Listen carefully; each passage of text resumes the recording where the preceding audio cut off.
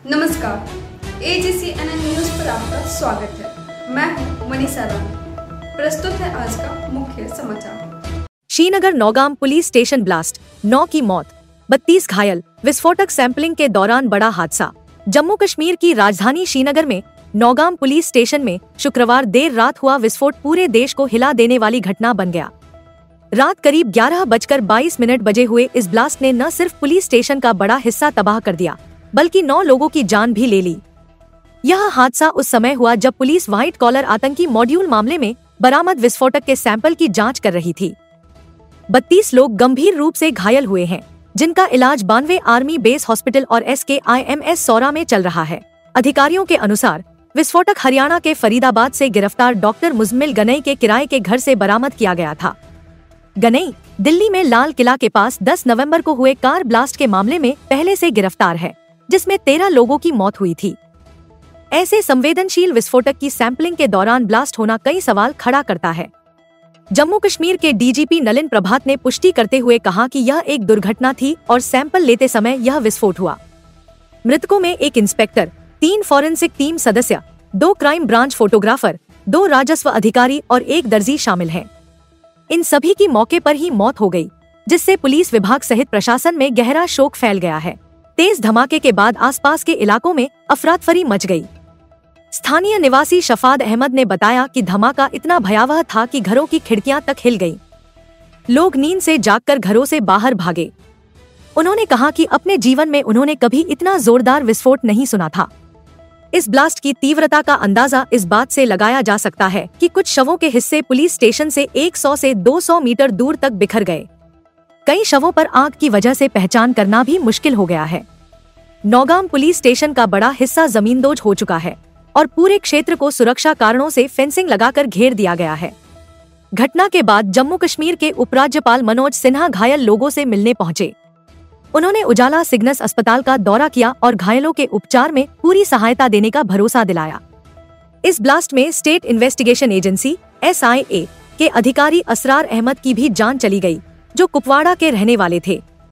मृतकों में नायब तहसीलदार मुजफ्फर अहमद का शव भी शामिल है। इस घटना को लेकर कई राजनीतिक प्रतिक्रियाएं भी सामने आईं। जम्मू कश्मीर नेशनल कांग्रेस JKNC के प्रमुख फारूक अब्दुल्ला ने कहा कि यह हमारी गंभीर गलती थी कि जिन लोगों को विस्फोटक संभालने की गहरी समझ है, उनसे सलाह नहीं ली गई।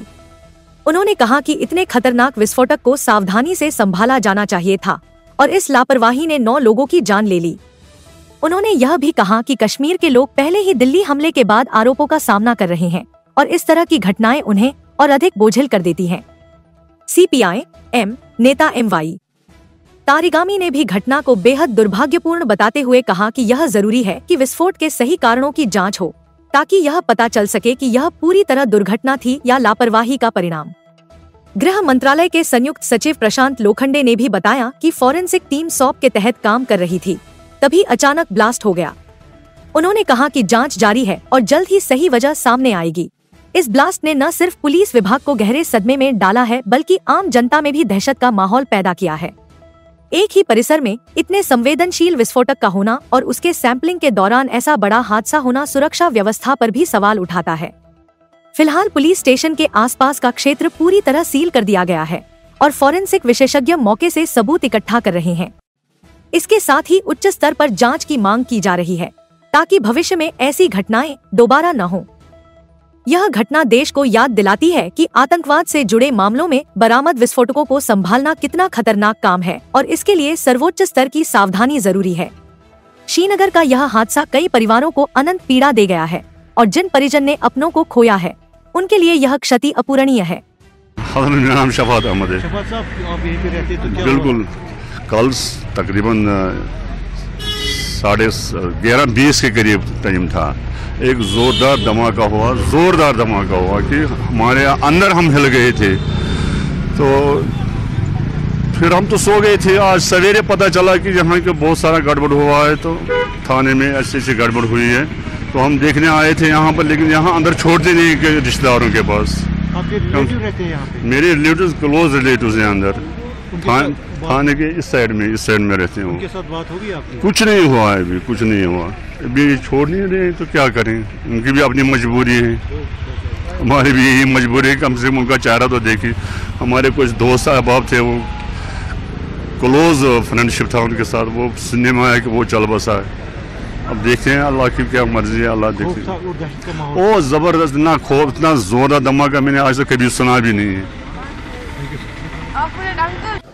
During the investigation in FIR number 162 of the year 2025 of PS Nogam, a huge quantity of explosive substances, chemicals and reagents were also recovered from Faridabad on 9th and 10th of November 25.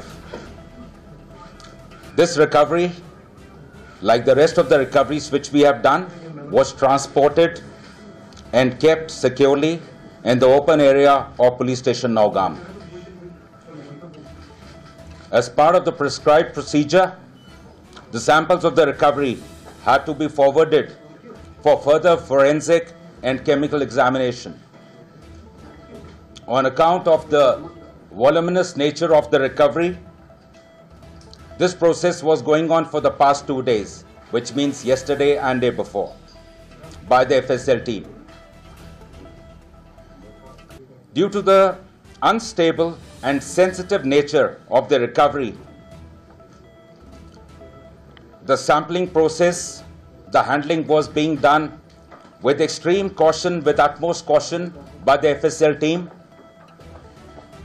However, unfortunately, during this course, last night around 11:20 p.m., an accidental explosion has taken place. Any other speculation into the cause of this incident is unnecessary. In this unfortunate incident, 9 people have lost their lives, 1 personnel of SIA, 3 personnel of the FSL team, 2 crime-fighting photographers, 2 revenue officials who were basically part of the magistrates team, 1 tailor who was associated with the team. In addition, 27 police personnel, 2 revenue officials and 3 civilians from the adjacent areas have received injuries. The injured were immediately evacuated to the nearest hospital, where they are being treated as we speak.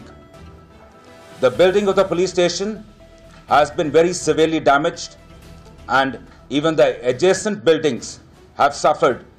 They have also been affected. The extent of this damage is being ascertained. The cause for this unfortunate incident is being inquired into. J&K Police stands in solidarity with the families of the deceased in this hour of grief. Thank you very much. Jai Hind. Police थाने में 300 kilo का RDX होना और आपके time में इसकी forensic lab investigation होना। देखिए, पहले मैं तो ये कहूँगा कि हम लोगों की गलतियाँ हैं। जो इस चीज़ को बेहतर समझते हैं, बेहतर जानते हैं, इन एक्सप्लोसिव्स को कैसे हैंडल करना है, हमें उनसे बात करनी चाहिए थी पहले, इसके बजाय कि हम उंगलियां डालने लगे जिसके बारे में हमें कुछ पता नहीं है। उसका नतीजा आपने देख लिया। बेगुनाह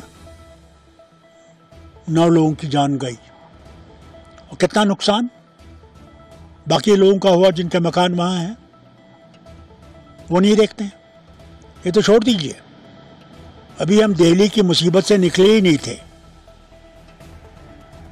जहाँ हर कश्मीरी पे उंगलियां उठाई जा रही हैं। अब कब तक हम लोगों को इसका देना पड़ेगा? कब तक?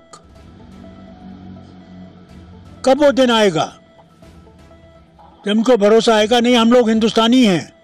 कब? और हम जिम्मेवार नहीं है इस चीज के। जो जिम्मेवार है उनसे पूछिए क्यों इन डॉक्टरों को ऐसा क्या हुआ कि इन लोगों को यह रास्ता इख्तियार करना पड़ा? क्या वजह थी? It needs a thorough study and investigation.